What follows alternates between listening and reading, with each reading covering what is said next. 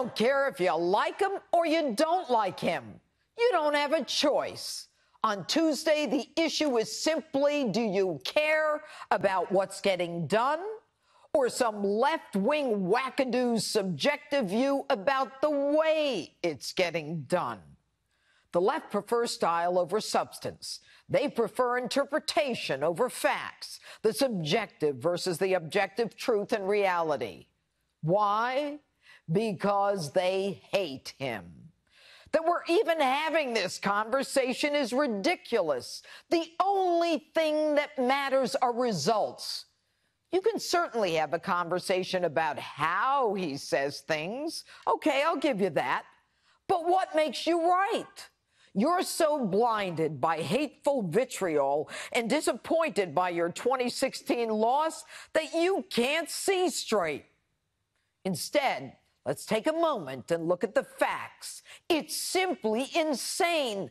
Every metric is up. The economy is through the roof, just like he said it would be. The longest positive growth streak on record. Unemployment at 3.7%, the lowest in almost half a century. GDP as high as 4.2, the strongest consumer confidence in decades. Are you even listening?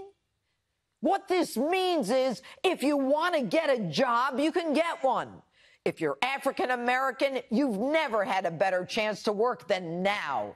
If you're Hispanic, you've never had a better chance of getting a job. If you're Asian American, it's never been better. If you're a woman, you have a better chance of getting a job than in the last 50 years. If you're a youth, a better chance than in the last 50 years. If you care about a better life so you can pay the rent, pay the mortgage, educate your kids, and maybe even take a vacation, then this is the America you want to live in. Do you really want to go back to the days of Obama and the demon rats, where manufacturing jobs were, quote, a thing of the past? There are now more than 446,000 new manufacturing jobs. That's what I said, more than 446,000. Almost 500,000 new manufacturing jobs, 100,000 of them supporting the production and transport of oil and natural gas, construction, transportation, healthcare, manufacturing, all major gains. Wages for American workers are going up. If you work at Walmart or Amazon, they're actually raising your pay. Why? Because they know you have other opportunities to get a job in the Trump economy. If you're a veteran, you've already gotten a raise, just like he said he would. Do you remember when 22 veterans a day were committing suicide, couldn't even get a doctor's appointment? The Democrats made believe they knew nothing about it. Obama said he read it in the newspaper, while rewarding VA hospital staff who threw away requests for appointments. Now veterans have access to private sector health care options, and they don't have to rely on the VA. The man's promise-keeping is relentless. He promised us jobs, and he gave them to us. He promised he'd move the embassy to Jerusalem, and he did. He promised he'd break the Iran deal, and he did. He promised he'd get rid of ISIS, and he did. He promised he'd rebuild the military, and he did, to the tune of $700 billion. Everything is better. But you don't like his style. You don't like him. You're concerned about the rhetoric and who we are. Well, if you don't care about results and things getting better and things getting done, but instead the way you see it getting done, then by all means, vote for a Democrat. I thought that liberals were live and let live. Why do you care about how he chooses to lead? Why are you so focused on your hatred of Donald Trump? Why do you dismiss his results? Obama, like Hillary, missing the spotlight, comes out again. Suddenly, Republicans are saying they're going to protect your pre-existing conditions when they've literally been doing the opposite. That's some kind of gall.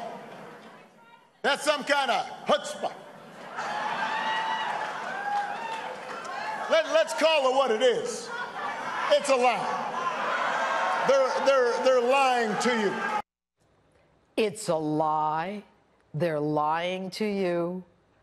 You're the one who promised that we could keep our health care and our doctor when you knew it was a lie at the time. Instead, while Republicans run on their record, Democrats promise to impeach him, to keep investigating Justice Kavanaugh, when there is actually a criminal referral to the Justice Department against the woman who said that Kavanaugh and his friend raped her several times.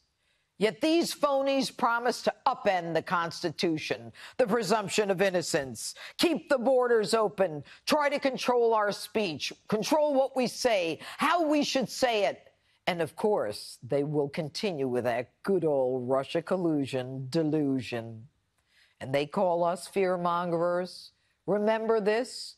Riots over conservative speaking. You tell me who the fearmongers are. You cannot be civil with a political party that wants to destroy what you stand for. If you see anybody from that cabinet in a restaurant, in a department store, at a gasoline station, you get out and you create a crowd. And you push back on them. And you tell them they're not welcome. Please don't just come here today and then go home. Go to the Hill today. Get up and please get up in the face of some Congress people. But Michelle says that, when they go low, we go high. No. When they go low, we kick them. In terms of the bonus that corporate America received versus the crumbs that they are giving to workers to kind of put the schmooze on is so pathetic. This executive order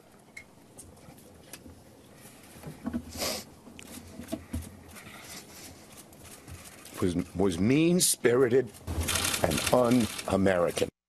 Actually, if you looked at the outrage of Congresspeople, it looks like we have more to fear than they do. Facts don't lie. They cannot be influenced. All these cities, Atlanta, Chicago, Baltimore, New Orleans, Philadelphia, all with high crime rates, failing schools, and poverty, all have one thing in common: Democrats in charge.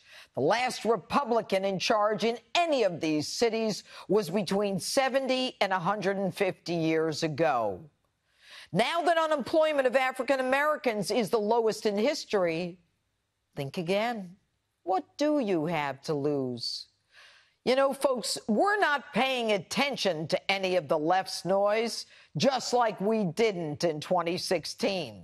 So, are you ready to challenge history, where every party in power for virtually the last century suffers at the polls? Are you ready to challenge history like you did in 2016, when they told you just as well not go out and vote because the Queen, the one they tried to drag across the presidential finish line, was going to win? If you like more money in your paycheck, if you like being able to find a job, if you like the direction this country is on, put the pedal to the metal and get you and everyone you know out to vote. Vote for the America that is great again. And that's my open. If you love my opening statements, you're going to love my new book, New York Times #1 bestseller, Liars, Leakers, and Liberals: The Case Against the Anti-Trump Conspiracy.